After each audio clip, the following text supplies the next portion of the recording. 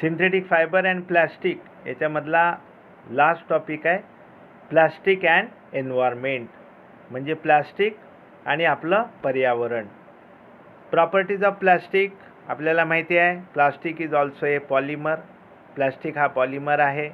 In plastic the arrangement of molecules are linear or cross. प्लास्टिकमधली arrangement ही linear किंवा cross असते.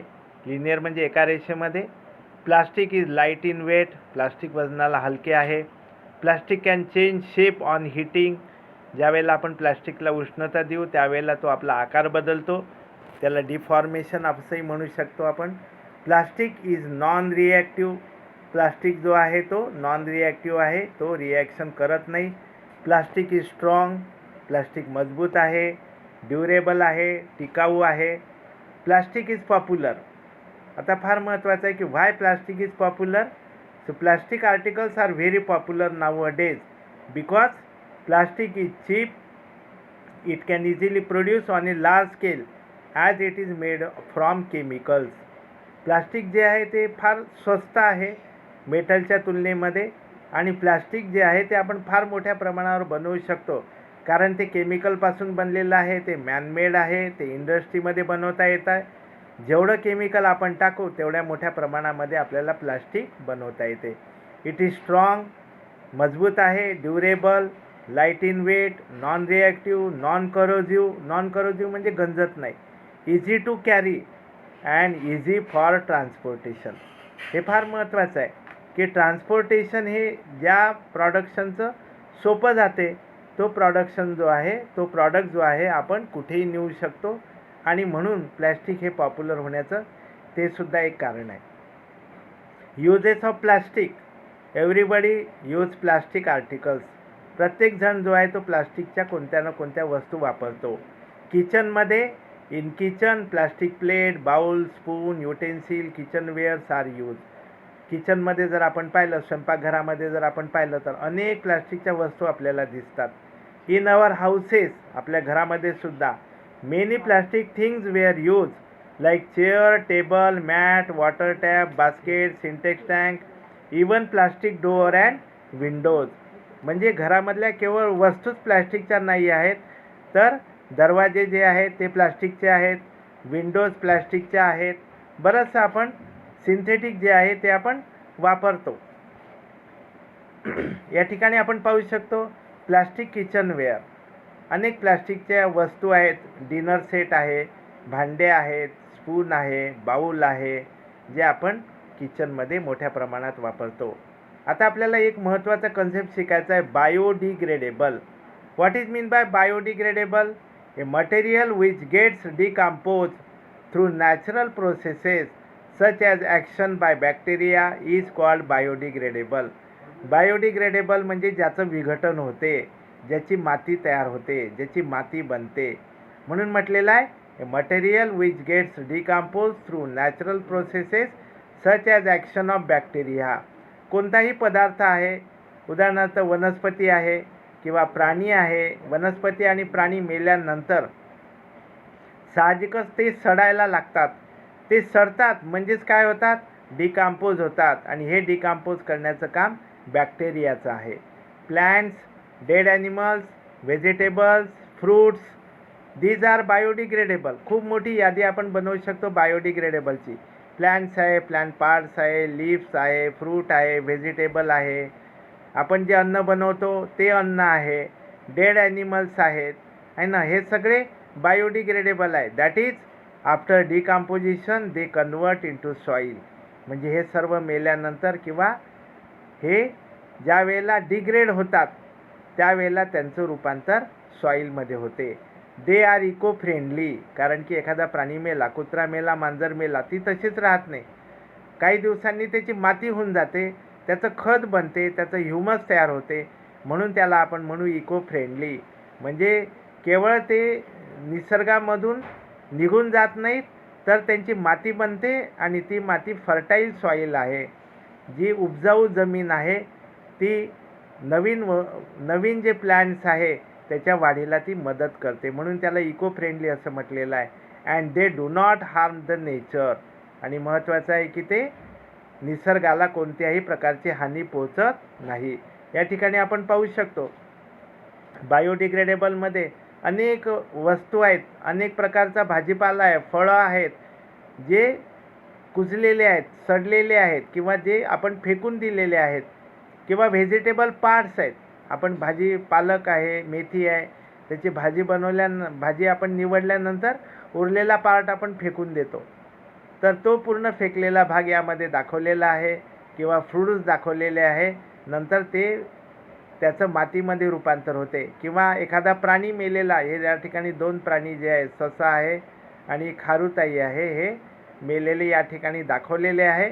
परंतु ते तसेच राहणार नाही, काही दिवसांनी ते डिकम्पोज होतात. बॅक्टेरियल ॲक्शनमुळे त्याचं कन्व्हर्शन सॉईलमध्ये होते, म्हणून त्याला आपण बायोडिग्रेडेबल असं म्हटलेलं आहे. आणि दुसरा प्रकार आहे नॉन बायोडिग्रेडेबल. फार महत्त्वाचा आहे हा नॉन बायोडिग्रेडेबल. नॉन म्हणजे नाही. ए material which is not easily decompose by natural process is called non biodegradable.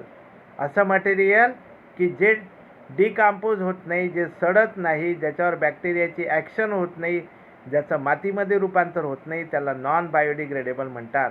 For example plastic is non biodegradable. सगळ्यात महत्त्वाचं आहे plastic and metals they are non biodegradable. Tin, aluminium cans and other metal objects are also non biodegradable. या ठिकाणी आताच आपण म्हटलेलं आहे टीन, aluminium आणि हे सर्व जे धातू आहेत हे पण नॉन बायोडिग्रेडेबल आहेत. या ठिकाणी आपण पाहू शकतो चित्रामध्ये नॉन बायोडिग्रेडेबलमध्ये अनेक प्लास्टिकच्या वस्तू आहेत, मेटलच्या वस्तू आहे की ज्या जशाच्या तशाच कित्येक दिवस राहतात. Plastic cannot decompose, it remains as it is for several years आणि म्हणून याला नॉन बायोडिग्रेडेबल असं आपण म्हटलेलं आहे.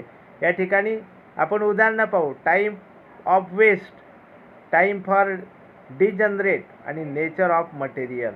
व्हेजिटेबल पील, भाजीपाला जो आहे त्याचा जो उरलेला कचरा आहे 1 or 2 वीक डिजनरेट व्हायला लागते आणि हे याचं नेचर आहे biodegradable. Paper 10 to 30 days biodegradable. Cotton cloth 2 to 5 months biodegradable. Wood 10 to 15 years biodegradable. हे सर्व झाले biodegradable. Woollen cloth 1 year biodegradable. इथपर्यंत सर्व बायोडिग्रेडेबल आहेत. Tin, aluminium, metal can 100 to 500 years त्याला डिजनरेट व्हायला लागतात, हे नॉन बायोडिग्रेडेबल आहे. आणि प्लॅस्टिक बॅग्स सेव्हरल इयर्स हे नॉन बायोडिग्रेडेबल आहे. आता एन्व्हायरमेंटल पोल्युशन जो आपला टॉपिक होता प्लास्टिक अँड एन्व्हायरमेंट. तर प्लॅस्टिकचा काय रोल आहे किंवा प्लॅस्टिक कशा पद्धतीने एन्व्हायरमेंटला पोल्यूट करतो. Plastic is non biodegradable so it is very difficult to dispose. Plastic जो आहे तो नॉन बायोडिग्रेडेबल असल्यामुळे तो नष्ट करणं फार कठीण आहे. It is not environmental friendly, तो इको फ्रेंडली नाही आहे. Burning plastic releases lot of poisonous gases. आणि जर आपण विचार केला ठीक आहे बा प्लॅस्टिकची माती नाही होत, प्लॅस्टिकला जमिनीमध्ये आपण गाडून टाकल्यानंतर अनेक वर्षानंतरही प्लॅस्टिक जसंच्या तसं आपल्याला मिळेल आणि म्हणून याला नष्ट करण्यासाठी आपण विचार करू की याला आपण जाळून टाकू. परंतु जाळताना सुद्धा it releases lot of poisonous gases which causes air pollution आणि त्याच्यामुळे हवेचं प्रदूषण होते. Polythene bags thrown here and there clogging the drains. आपण बऱ्याच वेळा पाहतो मुंबईसारख्या, कलकत्त्यासारख्या मोठ्या शहरामध्ये पॉलिथिन बॅग्स इकडे तिकडे फेकल्यामुळे काय होते की ड्रेनेज लाईन जी आहे ती चोकअप होते आणि साहजिकच पाणी मग ड्रेनेजमधून जात नाही, ते घरामध्ये शहरामध्ये घुसते आणि मोठमोठे प्रॉब्लेम जे आहे ते आपल्याला दिसतात. या ठिकाणी म्हटलेलं आहे plastic and environment save the earth, no plastic. शक्यतोवर प्लास्टिकचा उपयोग करायचा नाही. म्हणून म्हटलेलं आहे avoid plastic, avoid the use of plastic as far as possible. शक्यतोवर प्लास्टिकचा उपयोग टाळा. Make use of cotton or jute bags. Carry बॅगच्या जागेवर आपल्याला कॉटन किंवा ज्यूट बॅगचा वापर करायचा आहे. Biodegradable and non biodegradable waste should be collected and disposed of separately. Biodegradable आणि नॉन बायोडिग्रेडेबल वेस्ट ही वेगवेगळी आपण साठवली पाहिजे. Don't use carry bags, carry बॅगचा वापर करायचा नाही.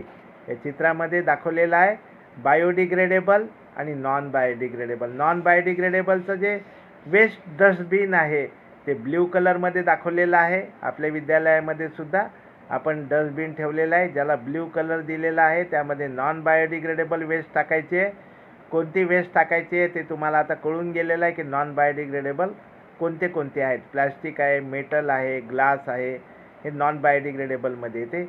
आणि बायोडिग्रेडेबल वेट वेस्ट हे ग्रीन कलरची डस्टबिन आहे. यामध्ये काय टाकायचं हे सुद्धा तुम्हाला माहिती आहे. व्हेजिटेबल पील आहे, फ्रूट आहे, प्लांट पार्ट्स आहे, हे सर्व नॉन बायोडिग्रेडेबलमध्ये हे सर्व बायोडिग्रेडेबलमध्ये येते. आणि शेवटी आहे 5R प्रिन्सिपल. 5R प्रिन्सिपल काय आहेत? As a responsible citizen remember that 5R principle. आपल्याला 5R कोणते आहेत ते लक्षात ठेवायचे आहेत. रिड्यूस, पहिलं रिड्यूस, दुसरं रियूज, तिसरं रिसायकल, चौथं रिकवर आणि पाचवं refuse. Don't use carry bags, use and throw material, thin plastic bottle. हे आपल्याला माहिती आहे. कॅरी बॅगचा वापर करायचा नाही. किंवा यूज अँड थ्रो मटेरियल, अनेक यूज अँड थ्रो मटेरियल आपण पाहतो, डिस्पोजेबल मटेरियल आपण पाहतो, त्याचा कमीत कमी वापर करायचा. आणि थिन प्लॅस्टिक बॉटल, पाण्याच्या ज्या बॉटल आहे त्याच्यावर लिहिलेलं असते use crush after use, use झाल्यानंतर त्याला क्रश करा. म्हणून म्हटलेलं आहे avoid plastic as for as possible. या ठिकाणी 5R तुम्हाला दाखवलेले आहे. आपल्या बोटांवर आपला पंजा जर आपण समोर केला तर त्याच्यावरून आपल्याला कळेल. आणि ते कोणते लक्षात ठेवायचं? पहिलं रिफ्यूज आहे, दुसरं रिड्यूस आहे, तिसरं रियूज आहे, रिपर्पज आहे आणि रिसायकल आहे. So you remember all 5R's and avoid plastic and save environment. होमवर्कमध्ये आपला चॅप्टर कंप्लीट झालेला आहे. त्यामुळे complete the textbook exercise of synthetic fibre in your notebook. तुमच्या वहीमध्ये हा पूर्ण एक्झरसाइज जो आहे तो लिहून काढायचा आहे. आणि इथे हा चॅप्टर पूर्णपणे संपलेला आहे. Go green.